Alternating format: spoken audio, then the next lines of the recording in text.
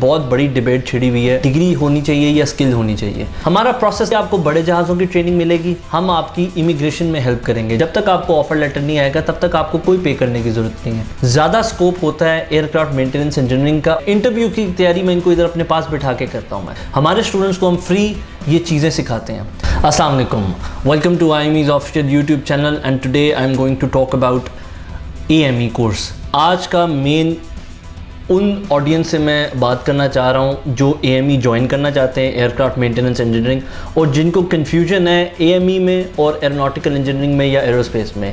हाल ही में मेरे comment section पे मैं देख रहा था काफ़ी 2-3 लोगों ने मेरे से रिक्वेस्ट की थी to talk about EASA licence, AME and aeronautical engineering. तो इसलिए मैं ये अपनी ऑडियंस की फरमाइश में आज ये वीडियो बना रहा हूँ, और ये वीडियो उन सब तमाम स्टूडेंट्स की है जो कि इंफॉर्मेशन लेना चाहते हैं कि इस कोर्स में होता क्या। देखें, AME बेसिकली एक लाइसेंस और एक टेक्निकल कोर्स है, जैसे कि आपको एक स्किल चाहिए होता है। आज की दुनिया में एक बहुत बड़ी डिबेट छिड़ी हुई है कि डिग्री होनी चाहिए या स्किल होनी चाहिए। मेरे मुताबिक दोनों चीज़ें होनी चाहिए, बट हर चीज़ का एक रूट प्लान होता है। मैं पहले रिकमेंड करता हूं कि आपके अंदर एक स्किल होनी चाहिए, स्किल के बाद डिग्री होनी चाहिए। इन दोनों कहानियों में एक दो मुख्तलिफ रूट्स जाते हैं। जिसके पास लाइसेंस है या जिसके पास स्किल है उसके लिए जॉब ढूंढना आसान है, क्योंकि मार्केट में जो भी कंपनी बैठी हुई है उसने आपके एक्सपीरियंस को देखना है।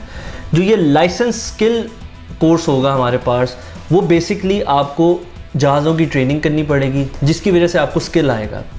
अब इसका रूट प्लान होता है कि पहले 3 साल आप हमारे साथ पढ़ते हैं और साथ साथ आपको हम ट्रेनिंग करवाएंगे छोटे जहाज़ों में।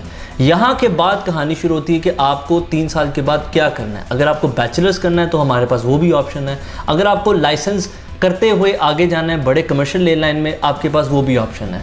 अब बात करते हैं कि स्किल में कौन सी जॉब्स खुल सकती हैं और डिग्री के तरफ कौन सी जॉब खुल सकती है। जब आप ये कोर्स करते हैं तो अगर आप लाइसेंस लेते हैं तो आप टेक्निकली एयरक्राफ्ट मेंटेनेंस इंजीनियरिंग के लाइसेंस होल्डर बन जाते हैं, जिसकी वजह से आपको एज एन एयरक्राफ्ट मैकेनिक या टेक्नीशियन की जॉब मिलती है। मार्केट के डायनामिक्स देखे जाएँ तो आजकल इस ममालिक में भी और दूसरे जो कंट्रीज़ हैं उनमें भी ज़्यादा स्कोप होता है एयरक्राफ्ट मेंटेनेंस इंजीनियरिंग का, और उनको प्रेफर किया जाता है जिनके पास एक्सपीरियंस हो। अब हम वो चीज़ जब करवा रहे हैं तो हमें पता है कि आपकी गाइडलाइन क्या होती है। हमारा प्रोसेस नंबर 1, आप पहले 3 साल पढ़ेंगे। प्रोसेस नंबर 2, उसके साथ साथ आप ट्रेनिंग करेंगे। प्रोसेस नंबर 3, साथ ही आपको बड़े जहाज़ों की ट्रेनिंग मिलेगी।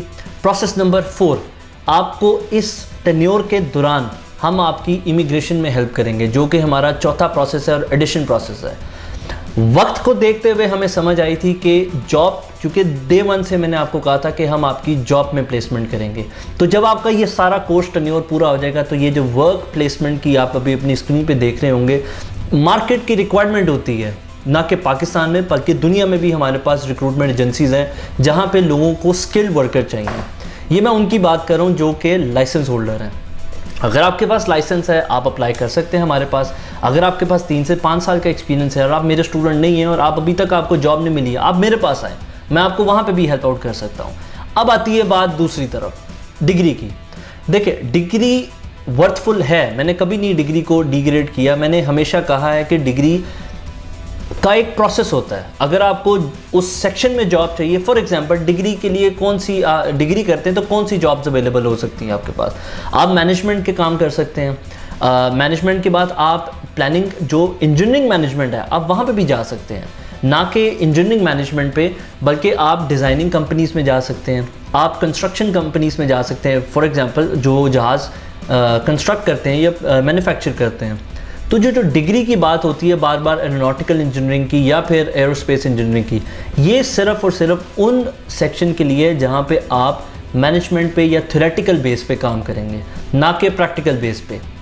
और मार्केट के डायनामिक्स ऐसे हैं कि अभी एज ऑफ नाउ लोगों को स्किल वर्कर चाहिए। हाल ही में मैं एक इंटरव्यू जो पिछला मैंने अभी किया है उसमें आपने देखा होगा कि मैं एयरसेल के CEO के साथ मिला था, और उन्होंने मुझे बातों में बताया कि उनके पास 1500 एप्लीकेंट्स आए और उन 1500 में से डिग्री याफ्ता भी थे, मगर उनमें से किसकी सिलेक्शन हुई? सिर्फ उनकी हुई जिन्होंने लाइसेंस लिया हुआ था, जिनके पास स्किल था।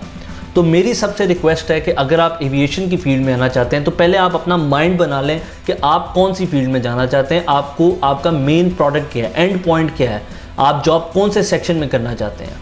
हमारे पास दोनों ऑप्शंस हैं, हम आपको बैचलर्स भी करवा सकते हैं और आपको लाइसेंस भी करवा सकते हैं। तो ये सेक्शन तो मैंने आपका रिकवर कर दिया कि बैचलर्स में और लाइसेंस में क्या एग्जैक्टली फ़र्क है। अब आती है बात कि इसका जो नेक्स्ट विंग हमने जो मैं आपको जॉब प्लेसमेंट की बात कर रहा हूँ। जॉब प्लेसमेंट का बेसिकली ताल्लुक ये है कि हमारे पास रिक्रूटमेंट एजेंसीज़ हैं और आप आएँ, अप्लाई करें मेरे पास, आप मुझे अपनी सीवीज़, अपने डॉक्यूमेंट्स भेजें। पहले हम आपकी सीवीज़ भेजेंगे कंपनीज़ के अंदर। जब तक आपको ऑफ़र लेटर नहीं आएगा तब तक आपको कोई पे करने की ज़रूरत नहीं है। उधर आपके हमारे पास रिक्रूटमेंट एजेंसीज़ हैं और उन्होंने हमें रिक्वायरमेंट बताई हुई है और उस रिक्वायरमेंट में अनफॉर्चुनेटली पाकिस्तान में अभी तक मुझे ऐसा कोई नहीं मिला जिसकी वो स्किल पूरी हो रही हो। इसलिए मैं अपने स्टूडेंट्स को रिकमेंड करता हूँ कि खुदारा अपने स्किल्स पे काम करें। जब आप एयरक्राफ्ट मेंटेनेंस इंजीनियरिंग की बात करते हैं तो खाली जहाज़ों को ठीक करना ही स्किल नहीं होता। मेरी नज़र में स्किल वर्क बहुत डिफरेंट चीज़ें भी होती हैं। अगर आप फॉर एग्जांपल जहाज़ों के इंजीनियर हैं, आपको लॉगबुक फिल करनी है, लॉगबुक के बाद आपको डाटा एंट्री भी करनी है, तो आपको तो एक्सेल भी आना चाहिए चलाना, एक ये भी स्किल है। आपको इंग्लिश प्रॉपर आनी चाहिए, ये भी एक स्किल है। आपको ईमेल लिखनी आनी चाहिए, ये भी एक स्किल है। अब ये जो मैंने आपको आखिरी पोर्शन पे बात की है, ये हम देते हैं फ्री ऑफ सर्विसेज। हमारे स्टूडेंट्स को हम फ्री ये चीज़ें सिखाते हैं क्योंकि ये चीज़ें मार्केट की डिमांड होती है और ये कोई भी आपको आके नहीं सिखाएगा कि ईमेल्स कैसे लिखनी है। इंटरव्यू की तैयारी मैं इनको इधर अपने पास बिठा के करता हूँ। मैं हर चीज़ का बताता हूँ कि मार्केट में ये चल रहा है, ये चल रहा है, इन्फॉर्मेशन देता हूँ ताकि when these students will go in the market, ताकि उनको सारा ब्रॉड विजन हो कि एविएशन के अंदर एग्जैक्टली चल क्या रहा है। ये सारा था आज का जो AME के बारे में और बैचलर्स के बारे में। अच्छा, आज मैं एक टॉपिक और छेड़ना चाह रहा था जो कि बहुत करंट टॉपिक है, ये मेनली लाहौर वालों के लिए है और उनसे रिलेटेड है जो कि वाल्टन एयरपोर्ट पे बैठे हुए हैं। ख़बर ये मिल रही है कि वाल्टन एयरपोर्ट को शट डाउन किया जा रहा है जस्ट बिकॉज कि वहाँ पे एक बिज़नेस कम्युनिटी ने वो लैंड ख़रीद ली है और वहाँ पे एक बिज़नेस कॉम्प्लेक्स बनेगा और इनको शिफ्ट किया जा रहा है। 3 पॉसिबिलिटीज़ हैं। पहले जड़ावाला थी, सियालकोट, फैसलाबाद, फिर इन्होंने चौथी पॉसिबिलिटी निकाली है मुरीद की। अब जड़ावाला कैंसिल हो चुका हुआ है तो अब ये 3 पॉसिबिलिटीज़ में समझ आ रही है कि या तो ये सियालकोट जाएंगे, या ये फैसलाबाद जाएंगे, या फिर ये मुरीद के जाएंगे। फैसला अभी आना बाकी है मगर देखते हैं कि क्या फॉर्चून हो सकता है इन सब कंपनीज़ का। मुझे एक चीज़ समझ नहीं आ रही है कि वहाँ पे जो कंपनीज़ बैठी हुई हैं, सारे फ्लाइंग क्लब्स वगैरह, वो कहाँ जाएंगे। वहाँ पे बच्चे ट्रेनिंग ले रहे हैं, वो कहाँ जाएंगे। आप टेक्निकली एक बिज़नेस कॉम्प्लेक्स बना रहे हैं, आई अंडरस्टैंड वहाँ पे ज़्यादा जॉब्स मिलेंगी मगर आप उनको एटलीस्ट अकोमोडेट करें, लाहौर के अंदर ही करें। अगर आप बाहर उनको भेज रहे हैं तो टेक्निकली आप लाहौर की एक ये मार्केट है एविएशन की, आप उसको फेंक के किसी और शहर में भेज रहे हैं और कह रहे हैं वहाँ पे कि आप वहाँ पे जाएं। एक ऑफिसर है फॉर एग्जांपल या एक पायलट है, वो लाहौर में रहता है and he is a instructor over there, वो कैसे रोज़ 2 घंटे जाएगा वहाँ पे अपना काम करने और 2 घंटे वापस आएगा। आपको पता है कि सैलरीज वेजेस इतनी स्ट्रॉन्ग नहीं होती हैं कि फ्यूल हर कोई उठा सके। चलो फ्यूल उठा भी लिया उन्होंने, सब कुछ हो गया। इट डजंट सीम्स प्रैक्टिकल कि आपका एयरपोर्ट और आपका अमला लाहौर में और आपका एयरपोर्ट सारा वहाँ पे शिफ्ट हो गया हुआ है। तो मेरी ये दरख्वास्त है सारे गवर्नमेंट एम्प्लॉय से, अगर कोई देख रहा है तो काइंडली इस चीज़ पे गौर फरमाएं कि हम लोगों को वहाँ अकोमोडेट करें जहाँ पे हम सबका ईजी एक्सेस हो। बच्चे बहुत दूर दूर से आते हैं इस शहर में पढ़ने क्योंकि पाकिस्तान के इस शहर को हमेशा से आपको कहा जाता है लाहौर को सिटी ऑफ कॉलेजेस। तो अगर आपके सिटी ऑफ कॉलेजेस की मेन जो लाइन अभी खुलने लगी है एविएशन की, वहाँ पे हम काम कर रहे हैं और आप उस काम को एकदम से फ्लक्चुएट कर देंगे तो मार्केट में दोबारा से वही होगा कि जैसे बाकी एयरलाइंस में केसेस खुलते हैं तो कल को ऐसा ना हो कि ये जो बाकी एयरलाइंस हैं इस छोटे छोटे स्टेप्स की वजह से कोई न्यू केसेस आ जाएं। जब आपके पास स्किल प्रॉपर नहीं होगी, बच्चा यहाँ से उठ के पढ़ रहा है और वहाँ पे ट्रेनिंग लेने जाना बहुत मुश्किल होगा, उस पर कॉस्ट बहुत आ जाएगी। तो काइंडली ये मेरा मैसेज था फॉर ऑल माय ऑडियंस और मेनली खसूसी तौर पे उन गवर्नमेंट ऑफिसर्स के जो ये फ़ैसले ले रहे हैं कि काइंडली प्लीज़ इस चीज़ को देखें, हमें अकोमोडेट करें। मैं ये नहीं कह रहा हूँ कि आप अपना बिज़नेस कॉम्प्लेक्स मत बनाएं पर हमें वहाँ पे अकोमोडेट करें जहाँ पे इस कम्युनिटी के लिए एक्सेस आसान हो।